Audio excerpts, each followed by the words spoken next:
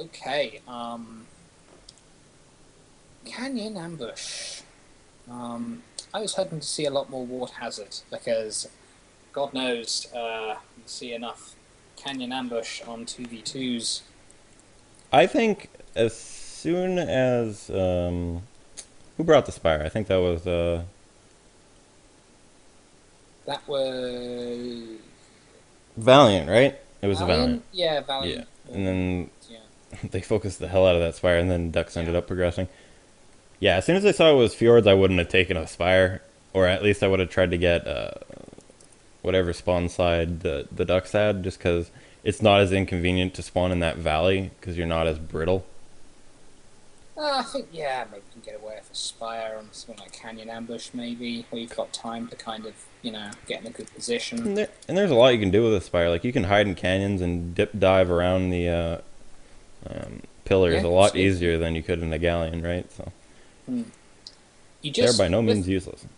with a spire, you just need to get in a position where you're not getting focused, and say they're charging you, but they're charging you for quite a long amount of time, and all that time you're getting trifecta on them. That's the ideal situation for a spire. I don't. They need to like. Qwerty says it's all a matter of just making the hull easier to fix, and I think that would help a lot. It would help, yeah. Just tone down the timer a tad, and I think that would.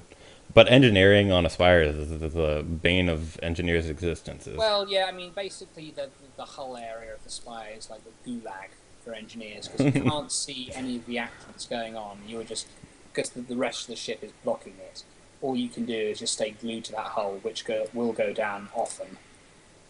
If an Uh, engineer is paying attention to the outside battle, oh man, yeah, they're either multitasking kings or they're not doing their job. yeah, yeah. Fluttershy buffing that main engine. Okay, so we see Volpez, Sarah. It looks like they know where the red team are. It looks like they're turning to face them. Seeing flares go down here. Man, I don't know how I There's feel about the left side of this map anymore. That is, of course, the one red team's coasting around in B3. You can barely see it. Trying to see the red team on the map on Canyon Ambush is like impossible. Should just make them like yellow or something. red team very cautiously getting ready to poke their heads out here, making good use of that big rock for cover, Yeah, making they good use got of the this pillar. clouds. Gotta be careful. No sights. They could fit through here. I've done it, but it'd be very difficult. Can you fit through? I don't know. Some shots going down on the duck girl with the duck tattoo. But yeah, coasting behind that pillar. Dancing Feather doing the same. Definitely controlling their engage arcs and defensible positions way better than Muse Oh, was doing. go Doctor Two's going Leroy Jenkins here. Yep, sinking way below those No, clouds. Should have been he higher. he's going around. He is going around to take cover behind this giant rock outcropping here. Oh man, we've seen a lot of teams try to do this, just coast around with that big rock, but man, you take so much damage trying to get across that. Dancing Feather thinking they're not spotted, but they've been spotted and they're getting We tried this, well, successfully actually against Zach's Flying Goo in the Sky Tournament. But the thing is, that was 2v2. In 3v3, one person might get left behind. In this Dancing case, Feather it's needs the to get Dancing the Feather. hell out of here, man. Dancing Feather's got left behind. However, Aquarius has got a bit Oh, too far ahead, taking a lot of damage here. that ambush was awesome. I can't Yes. believe that worked. I was expecting the Dancing Feather to get torn apart by Do the you think combined force was of that blue was team. that intentional? Was that intentional? I have no idea. If it wasn't, they're so lucky. I have a feeling Dancing Feather just kind of got left No. behind. Okay, did girl with the duck tattoo slink behind that? Yeah, okay, that's why the fire stopped. I was wondering why they switched targets. Yeah, but Aquarius got a good spawn here. They can get right back into it. Dancing Feather. Looks like he might be going for Volpez. Wow, Aquarius got a nice spawn. He's right back in that fight. Oh, Sarah's turning that big balloon I was talking about towards that lumberjack, just getting eaten up here. Yep, trying to just shrug off any damage possible.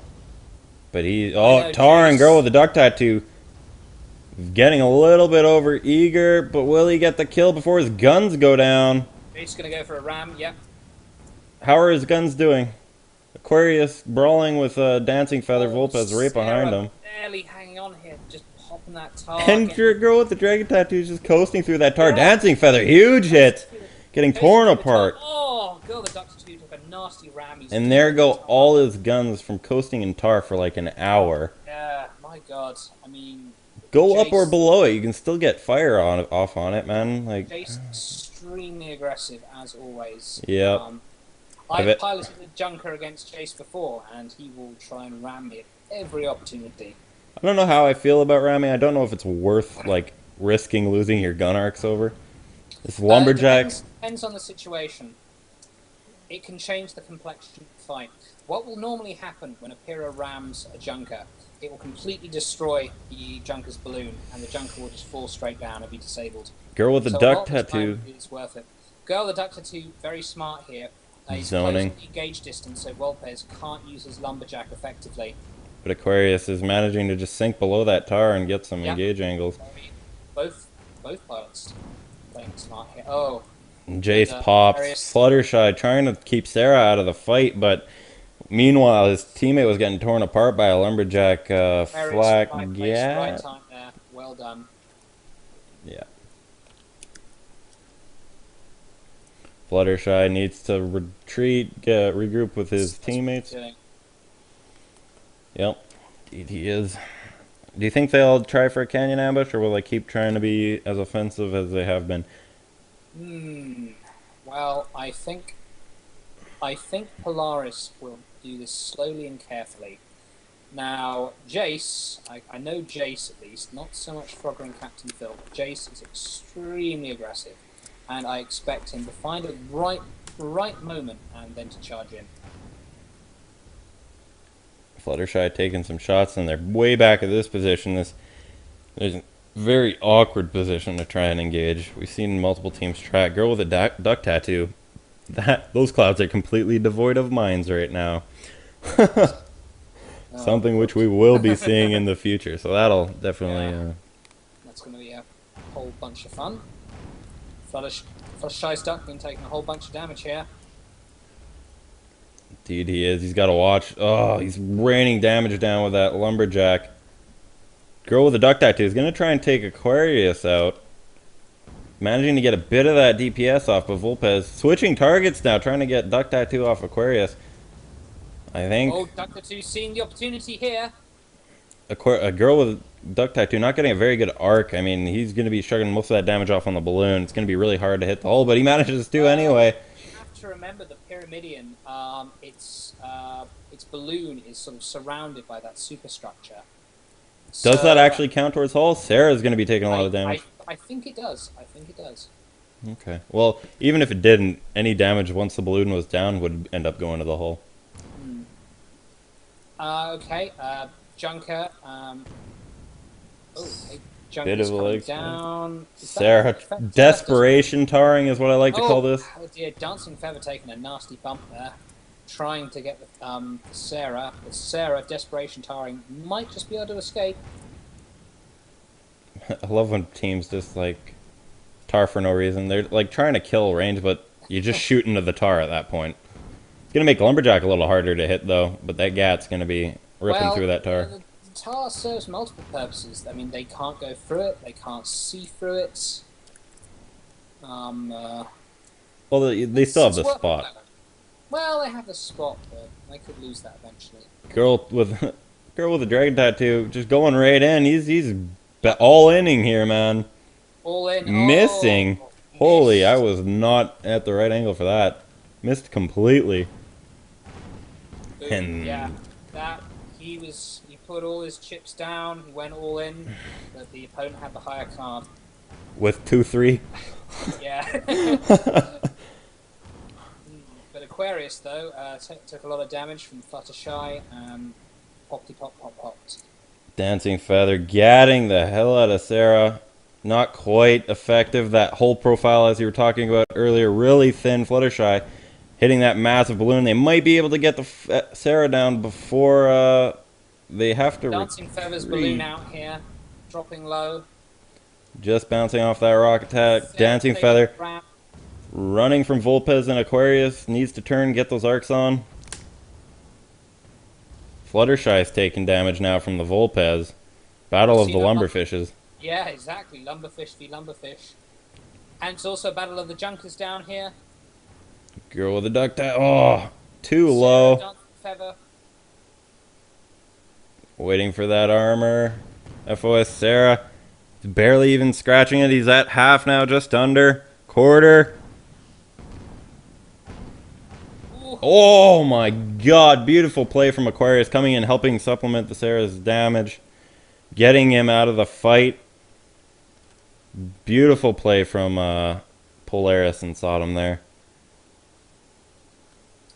Yes. Jace not being nearly as aggressive as he was used to. He knows it's coming down to the wire at 5-3.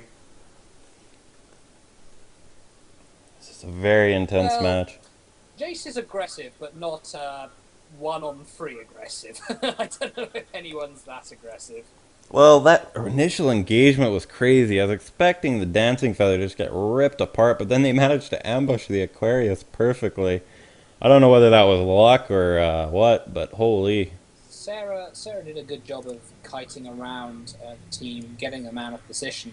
So by the time they engaged, they were in a really bad place. Where's that third red ship? No, okay, there we go. It's back there. Oh, there's an asshole on a dirt bike in my neighborhood, and he always likes to drive by my house. Ugh. And it's the loudest thing, and it has like a 2cc engine. It's like, get the fuck out of here. It's like the equivalent. Well, we were seeing a similar situation here that we saw in the news game. Both the two teams just kind of going to respective ends. Yeah, lull in the fight. They know it's desperate.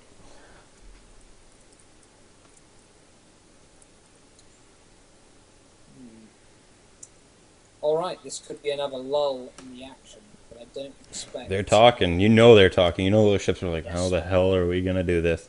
I think at this point they know the FOS Sarah is really low. Dancing Feather kind of lost that engagement because Aquarius popped up behind them. So I think they're gonna plan around focusing down that junker. I might have to correct. Well, not correct. Go hard. You know what? I'm not always right. I don't even think I'm right half the time. In the chaos of engagement, especially in 3v3, to be even more engagement, you'll lose track of perma-hull damage and whose damage, and it can be hard to see from a long distance away which ship is really wrecked.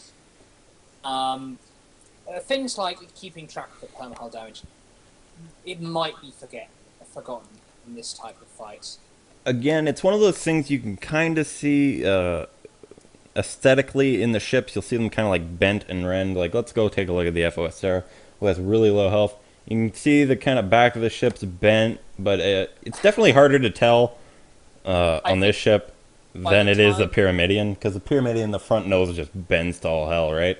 Yes. And the Goldfish, you can tell the bottom is kind of the bottom torn up a bit. Yeah. The Junker, a little harder to tell. I mean, just looking at it at a glance. I mean, if you look really close, you can see kind of the back of the balloon's a little bit ripped. Other than that, ugh. Yeah, so I agree. It's definitely hard to tell, but it is hard to tell. I think with how much resources they dedicated, they might have an idea. This is a very bizarre ambush tactic if they end up using this. The Junker in general, though, can be a bad idea to chase it too hard, because it's got that great armor, great evasion ability. Just trying to repeatedly focusing down the Junker. If the Junker pilot's very clever and evasive, it can be more trouble than it's worth. Even if they're at a low permahull, the evasion and the invasion and the armor will just do the job instead. I agree. Just fine. What would be your I don't know how to say this, but like How would I approach engage this? target priority, I guess. Like, In what general ships? or in this game? In general, like, what ships would you be targeting? Does it matter what their hull is, or would you be like, I'm going for Pyramidion, then Goldfish, then Junker? Well, I don't want to give away too much BFS strategy here. I mean, kind of the reason why, well, we've been doing quite well lately is because we've developed certain tactics with our Pyro Junker builds. Focus down Galleon, chip away at I'll, him, and then kill I'll the other be guy when he gets in close. Or just initiate straight up because he's so weak. in a very general way. What we've seen so far in this, a good idea is tempt that Pyrrha into charging. Yeah. Because the Pyrrha has a lot of forward momentum. It's got high top speed, but low acceleration. Also, it's got those front guns. I mean, it really lends itself towards that frontal gun charge. And it doesn't really matter what its permahull is. Once that Pyramidion is out of position, pop, pop, pop. Yep. Baiting is definitely an excellent strategy. One of my favorite things to do if you're prim balling is like send someone in and then just like kill your engines like kerosene backwards, and then you swap the Pyramidion so they'll be focusing you, but you got someone going in way past their line. Oh, definitely very effective baiting. Yeah, definitely. And I would say right now the Lumberfish would probably be low on the list of priorities because its Lumberjack could be neutralized just by getting very close. Mm-hmm. Yeah.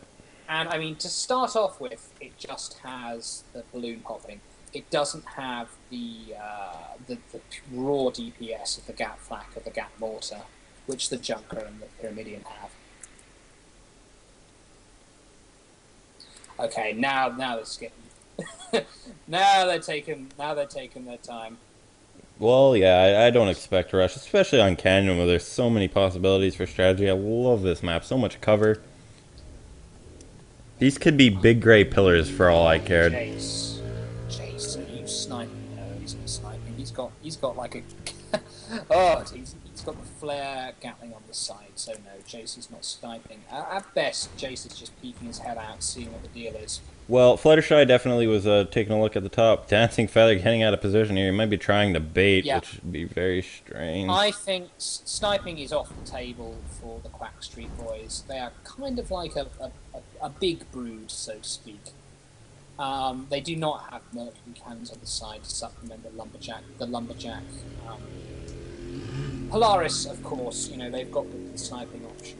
But if Quack Street Boys want to engage, it's going to have to be a charge because they can't snipe. It's simple as that. They can't snipe with what Fluttershy needs to get out of there. He's backing up, but that's straight back, and they still have an angle on him. He's going to be ending up hitting this, I think. Yeah, bit of a ram. He got locked in. Oh my god, his whole armor's down. He's getting torn apart by blue team. That could not have gone worse for that red ship, unless he got velcroed and destroyed. Oh dear, oh dear. And he's still getting hit. He's not breaking the angle. He needs to go forward. Shots. My goodness. That is ridiculous. That's amazing. Amazing. 2 shots just cruising past the front. Oh, Fluttershy counting his luck streak there. Holy. He's lucky he did not get velcroed. That would have been a much different story. Oh my god. Yeah, PNS, I just point out, they were firing through 2 different clouds and through like 3 different sets of rocks there. And now they're hitting girl with a duck tattoo. Their awareness is impeccable. Yeah, absolutely impeccable. Fluttershy licking his wounds, obviously, man. Those last hits. Now, the brood strategy here would be... Is very scattered, to say the least. Flank, bait, charge.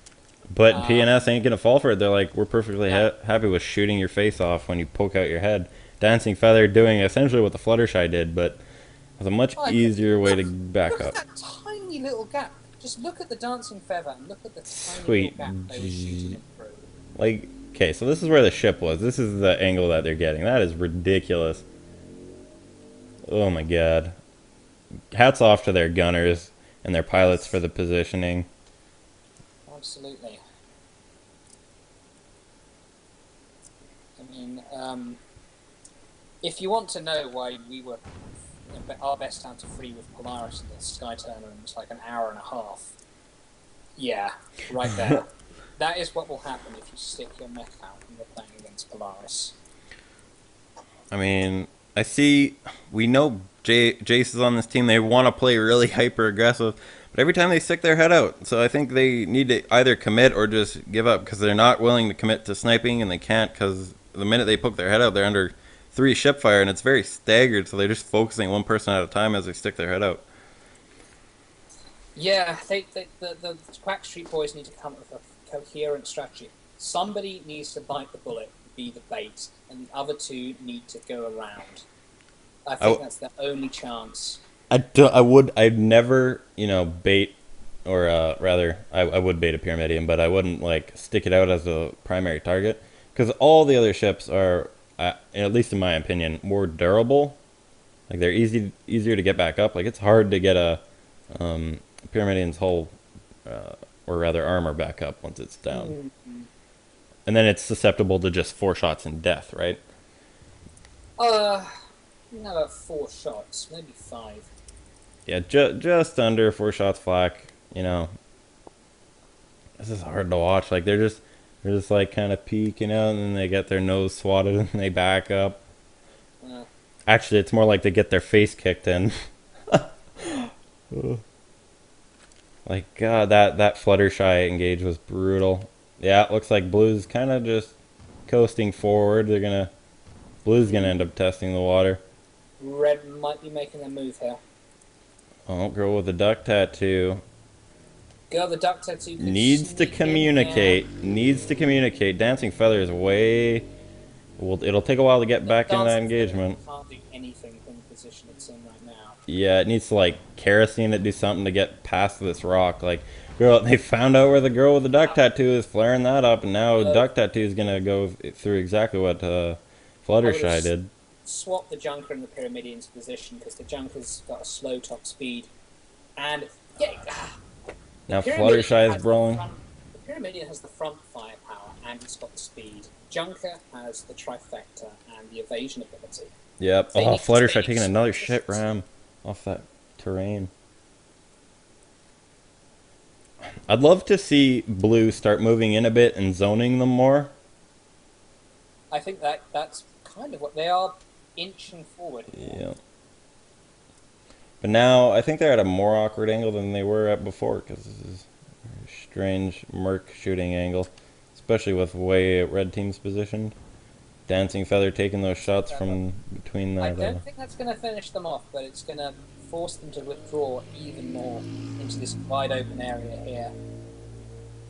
You can see PNS are slowly pushing them back across the entire map with this picture-perfect sniping and zoning.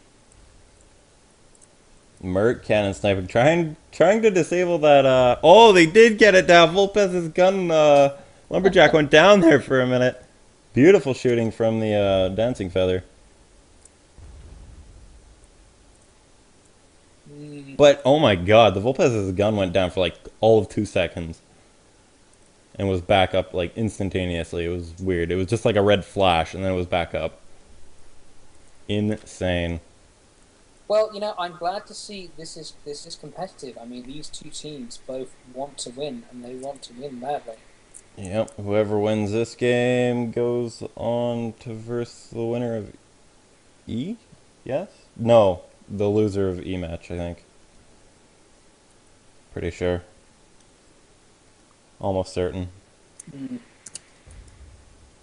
Take a look.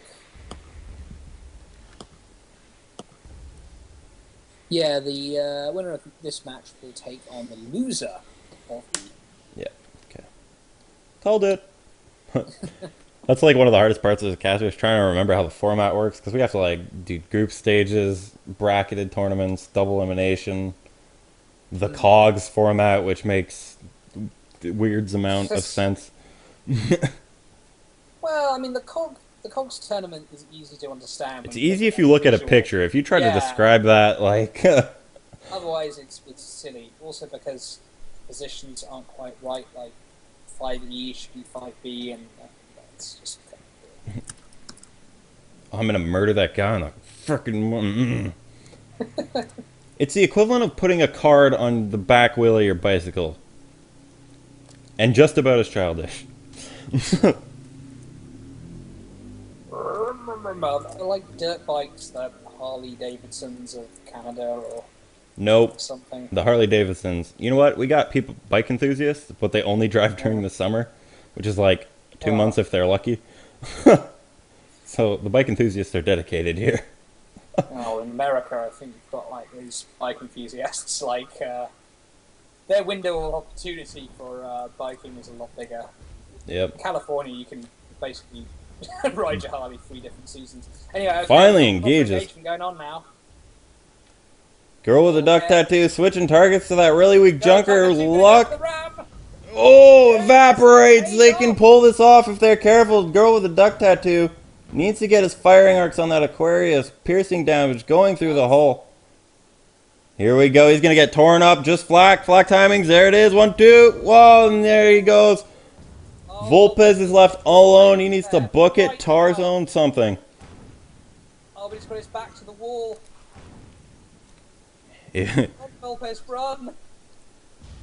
He's kerosening. I think we'll see tar in a minute here. Does he even have tar? Volpez, do something. His engines got eviscerated. Gatling raining down on those engines and using kerosene. He's dead in the water. He's going to be hurting. And it's going to be 6-5. It's over. Yeah. 6-5, yeah. Beautiful engage. And, oh. Well done. I would... Yeah. Feel free. Nope, continue. Oh, thank you very much. After you. Okay, well, basically, yeah, the Quack Street Boys just sort of baited them in kind of across the entire map and waited for the perfect moment to engage with the gap flak, and it was just over. I would say almost a tad bit of luck, you know. Girl with a dragon tattoo there rushing into that battle. Kind of overshooting the first target, who I think was the Aquarius, and then, as if by divine right, there was the FOS Sarah just sitting there, weak as all hell, and he rammed it. I'd say it was deliberate. I think Jace was trying to ram the junker, take it out, and then, you know, he can turn his guns on whatever else. You know, I think that was the plan. Also, in his charge, I think he was going to go right through the junker and get so close to the lumberjack he couldn't do any damage anyway. Red team. But basically, I want to give Jace a lot of credit. I don't want to say it's just luck. Red team moving up. They don't want to be in that situation they were in last time, just getting torn up. Oh, this is going to be a good fight. Num, num, num, num. Yeah.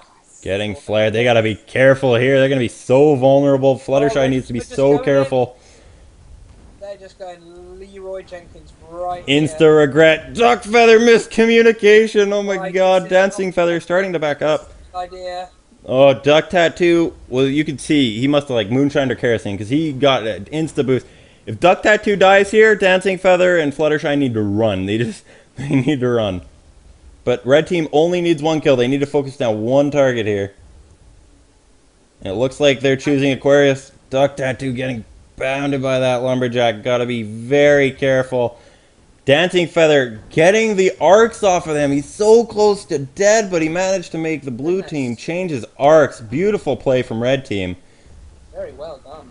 I mean, this is going to be a quick one. If Red manages to pull this off, they're going in the pantheon of badasses. Fluttershy needs to dodge. Duck needs to push off Aquarius. Oh my god. So close. So close, but at the end engagement there, Red was at such an armor disadvantage from that very bizarre engage where Jace just got way too far ahead and torn to shreds by blue team. Just the Quack Street Boys, I think they got overconfident from that canyon ambush they did, and they just basically charged right through the middle. Very true. Sniper fire. Just got a bit overconfident, I think.